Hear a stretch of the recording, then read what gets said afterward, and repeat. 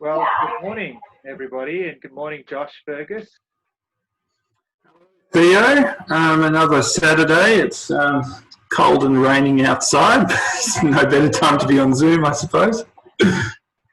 Yes, I've got the heater running as we're speaking, so hopefully that keeps me going for this discussion, which I'm sure it will. Josh, I want to just say at the outset that hopefully we will continue to be live. Last time we discussed this update 2 weeks ago, we had a great conversation, and at the end of it, when I said goodbye to you, I noticed that it wasn't being recorded, and the live feed had cut off 3 minutes after we started speaking. So I guess the question is, if two councillors have a great conversation but it doesn't get recorded, does anyone actually hear the conversation? Does anyone listen even when they do, Theo? This is the question. And can we blame them? My mum does send me a text afterwards to say that it was a great conversation. So I know at least two people are listening in the Zographos household, or the family anyway. Well, shout out to Theo's mum in that case. Right, yeah. It's amazing that she knows her way around Facebook these days, but that's another story.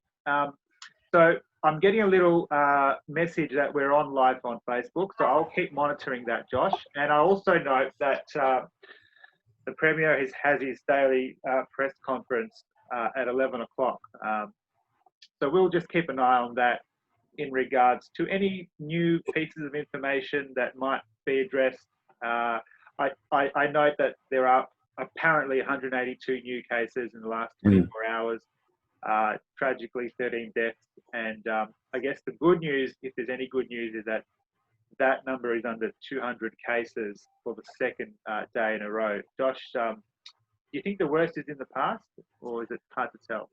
Well, I mean, it definitely is hard to tell, and we're certainly trending in the right direction. You know, the ref number, that replication number, is well below 1 now, and certainly moving in the right direction. The trouble is with these things is that the slightest thing can change, and the whole trajectory of the situation can change with it. So, you know, one of the things that really needs to happen is people need to continue complying with the regulations as much as they have been, and we can't get complacent.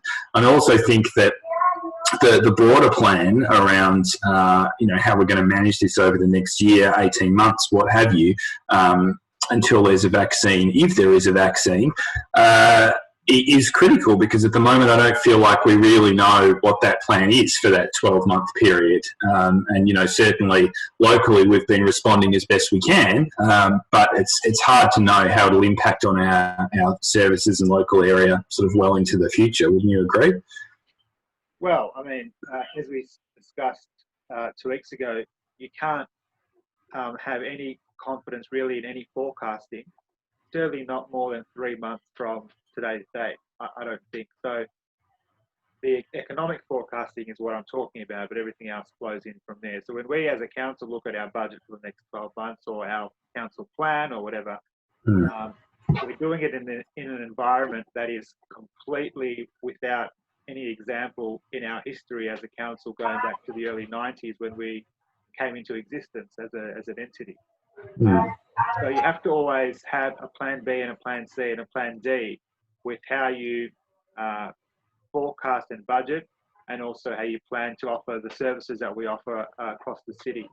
And that means, like we discussed briefly 2 weeks ago, is having more compassion with our enforcement side of our business. So that's, you know, fines or late rate payments, or any particular maintenance works that property owners might need to do. For example, from time to time we have residents that have disputes amongst themselves, and they have to fix the fence or the easement or whatever it is, the piping or the drainage, and we have to enforce that. But I think at this point in time, there are so many people going through difficulty, whether it's financial difficulty, emotional difficulty, family, business, whatever it is.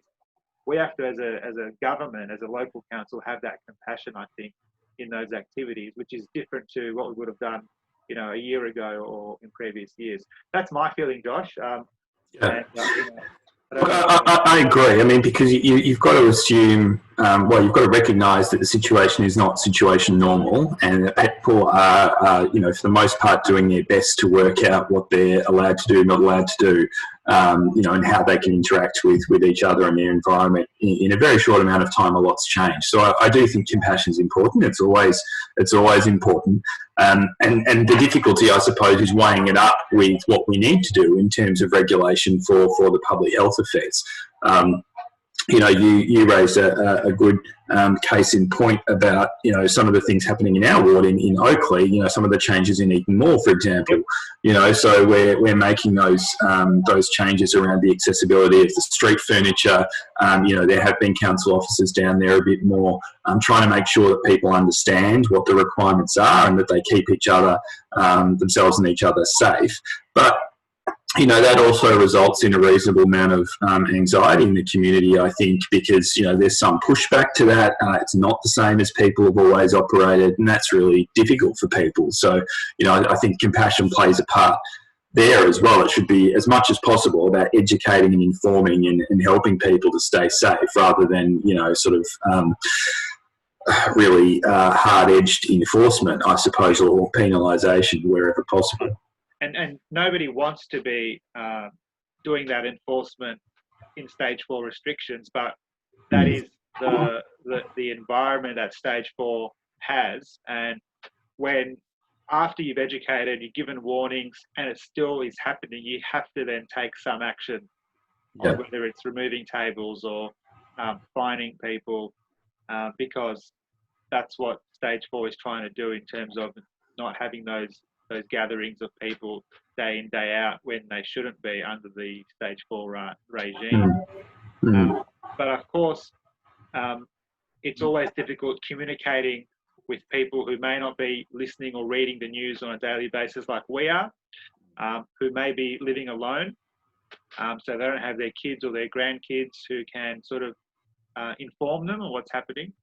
And so I think that plays a part in this as well. I mean, there's no doubt that people who are living alone need to have as much engagement as possible, and that obviously is very, very difficult at the moment.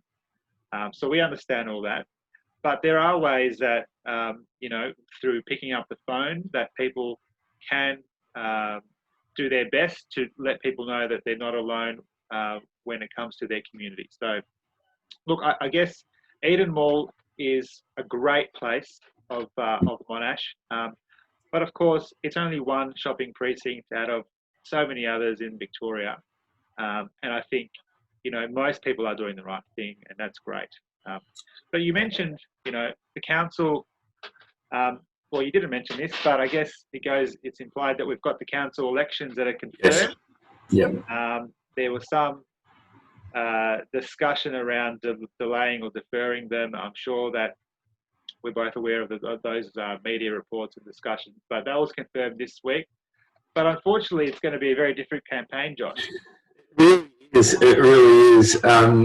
We're not allowed to leave our homes at all for the purpose of campaigning during stage 4, which makes it very difficult. So I was just starting to get organised when just before stage 4 was coming in. I'm like, right, this is, you know, we're going to get there. I just had my first print run done, and then I'm like, oh no, I'm going to have to get all the dates changed because they're going to change the election. I delivered some placards to people's houses, and they've been putting them up, which is great. But are you going through with the texter and just changing the date? I was thinking about it. Yeah, thankfully I won't have to. So, you know, I've managed to get some of those out to people before stage 4, and they've been up. But now I've got, you know, a list of people waiting, and I can't do anything about that. I can't letterbox. I can't go out and speak to people. I mean, you and I both at the last election campaign spent a lot of time out in, you know, shopping centres and train stations or whatever, speaking to people. We can't do any of that, at least for stage 4, and then in stage 3 only under, you know, pretty restricted conditions. I mean, that makes this sort of format that much more important, really.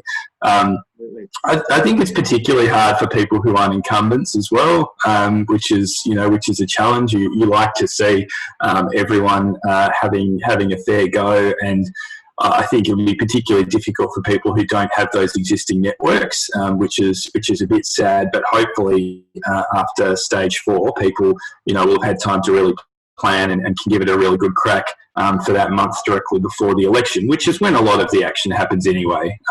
In all reality, most people aren't clued on to the fact there is an election yet. So, yeah. Yeah, look, it's incredibly difficult. I mean, I look back to when I first ran 12 years ago, and I think if I was doing the same thing now, would I have any chance of getting anywhere near the votes that I got 12 years ago, which was when I was unsuccessful the first time? And I don't see how I could have done it. Having said that, social media wasn't as prevalent back 12 years ago. And also, who knows, Josh, maybe people want to get rid of all the incumbents. Good luck to them. You'd like to think that the incumbents have the advantage. And that was certainly my concern when there was discussion around deferring, is that how can you have a free election when the incumbents will have such an overwhelming advantage? But then again, you just don't know until every vote is counted what the people have in mind. All I can do certainly, is argue my case as best as possible, fight for every vote like we always do, and try to have as much engagement as possible. And I think hopefully I'd like to see, when we have candidates that have nominated, some sort of online forum where we can actually have, whether you want to call it a debate or discussion about the future of Monash. I think that would be good for the voters as well. Yeah, I really agree. I haven't turned my mind much to that yet, but I'd certainly encourage community groups out there to think about that, because there's not going to be the town hall forums, and there'll be a lot less opportunities for people to meet candidates. So I think that would be a really, really excellent thing. And because a lot of people are engaging a lot more online than they might normally, some people it's not in their normal daily habits at all, but now it sort of has become so. You might actually get pretty good numbers. I haven't asked what the numbers are for our last few council meetings on Zoom, but we should see. Very early achievement of yours and mine, of course, live streaming and archiving of council meetings. It's been a good 4 years going. It was great work of you and myself and others to get that up and running, to some resistance. And I note that the Federal Parliament sitting on Monday, and they're going to have something very similar with those members who are not sitting physically in the chambers. So I guess, it's partly a reflection of the world that we're living in and the COVID pandemic as well. But I also think that it does get better outcomes when you have as much transparency, engagement, scrutiny as possible. And what I would say also is, just because people can't move out of their houses on these issues, they can still hold us to account as incumbents and candidates. And going to that point, Josh, I note that this council meeting coming up on Tuesday night does have an agenda item regarding council's engagement policy, which is a new structure that the new Local Government Act has enabled to allow councils to have an actual policy whenever they make material changes or are considering material changes that they want to make. Do you have any particular view on that? I know that in the past you've had similar thoughts on, having people sort of coming into a council and like a citizen jury or something like that in regards to getting better outcomes. What do you think this engagement policy will actually get on the board in terms of achievement? I don't know. I mean, I think the intent is right, that, councils need to be required to, to be held to a certain standard of community engagement and involving community members in decision making and so on. I've pushed at a few different points in this term for us to look at, participatory budgeting, for example, and other forms of deliberative democracy. So I'm completely in favour of that. And where it's going. I'm not necessarily convinced that, what the Act requires and what the responses might be from councils is necessarily going to change all that much. I'm interested to hear your view. I mean, I think we're putting forward, a fairly good policy. I think it could be improved in some ways, but, it's certainly moving in the right direction. I just don't know how much change, the average person in Monash is going to see, and particularly those who are not very engaged with council already. I'm not sure how we're going to reach those people and really try and get people involved in our planning. Yeah, look, I think the intent is to supersede the Section 223 component of the old Act, which was whenever you want to sell a piece of land, whenever you have a draft budget, you hold a meeting, you invite submissions, people can come verbally and make a submission, or they can make a written submission. So I guess if all it does is just change that sort of title process from Section 223 to engagement policy, then nothing will really change. Yeah. The other thing is that it's a 12-month trial. I guess because of the pandemic, I think it's probably not the right time to be trialing such a change, but it's in the legislation, so we'll have to just see how it goes. At the end of the day, I think it's also incumbent on incumbents to actually proactively engage with as many residents as possible, understanding that most people don't care or don't have their priority about their local council unless there's a problem that directly affects them. And that's fine. People have their own families, their own jobs, their own priorities. But that doesn't stop us from being proactive about it as well. So. Yeah, that's right. And I think part of reaching out should be, where you can. Some people might think that, I don't care about council or what have you, but when you actually drill down to the things that they would like to change about where they live or their environment, you're actually like, well, a lot of those are council issues, or we can have an impact on those. So I think helping people to connect with why council is important should be part of it too, as much as possible. Yeah. Why do I care about the local council? I mean, I only walked on a footpath, drove on the road to get to my local shopping strip where, the outdoor dining of the council. Then I went back to my house and used my rubbish bin. I mean, why do I care about the local council? Yeah. But of course, people obviously, when you sit down and think about it, councils have a huge influence on people's lives. But I guess, that's what elections are for. They make their views then, and that's part of democracy. Speaking of councils and council laws and elections, our colleague Robert Davies retired this week. Yeah. Which was a surprise, but I guess, it's probably a poignant time to just mention that he had a great time on council, served Monash very well in my view, and it's sad to see him go, but I'm sure he will remain, active in his community over the coming years, and wish him well. Yeah, no, me too. I absolutely wish him well and hope that he and his family are safe and well. It was a bit of a surprise to see him go, but this close to an election, it means that people in Mulgrave Ward won't be underrepresented for long. In fact, we've only got one more council meeting in a couple of days before we go into caretaker provisions. So won't be missing all that much. I don't think. But yeah, it's nice to stop and acknowledge people who have wanted to make a contribution to their local community, I think, and I know Rob certainly had a lot of supporters out there, and they'll be sorry to see him go and to lose his representation. But it'll be renewed very shortly, at least, and no countback needed, which can always be a little bit messy. Yep, absolutely. You would think that the council wouldn't vote to fill the position in the next month or so. Now, speaking of people that have served their community, we do have an item next week, Josh, regarding our planning component of the agenda regarding Beryl Avenue, which is in Oakley South. For those that know, this is a former Oakley South primary school site that is owned by a property developer who wants to build a bunch of apartments and units, and this had been rejected by council, by VCAT, and now it's coming back to council in a second iteration. Obviously, it's had a lot of engagement, Josh, in the last few weeks, and I'm sure that you're across every single detail and speaking to residents who have objected to this. So do you have anything to say on that one?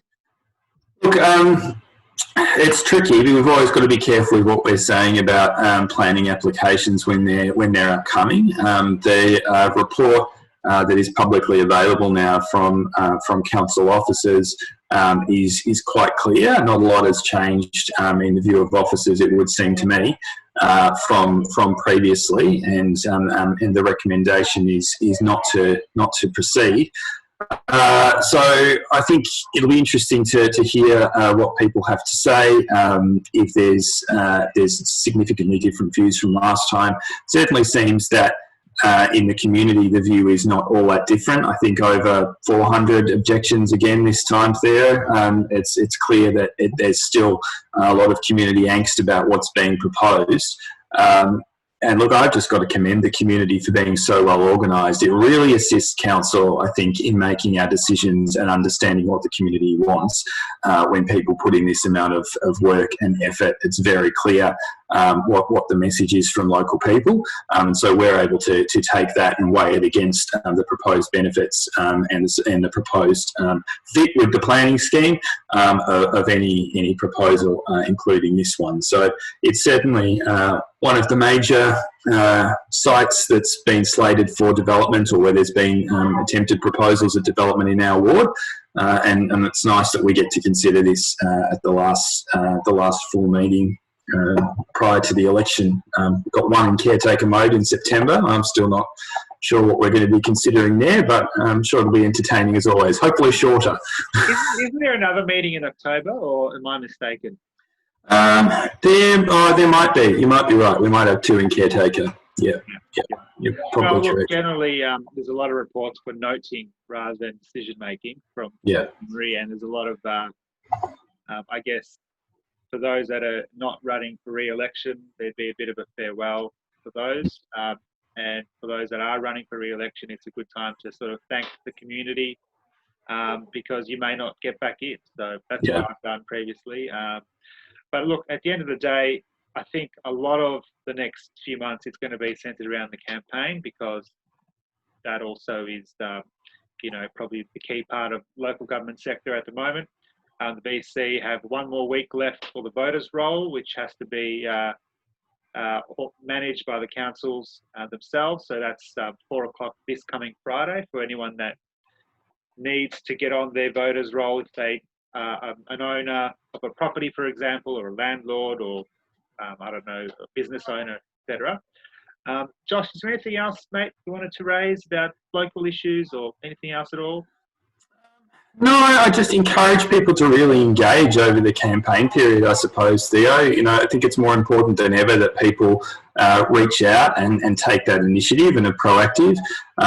It'd be interesting to see if we have as many candidates as we did last time. I kind of feel like we won't as much because the environment's so different, but make sure you know who you're voting for, speak to the people you intend to vote for. People like yourself and myself are very happy to speak to people prior to the election and let them know what we're all about. And we've got, a really strong history of public statements there so people can look at our record as well.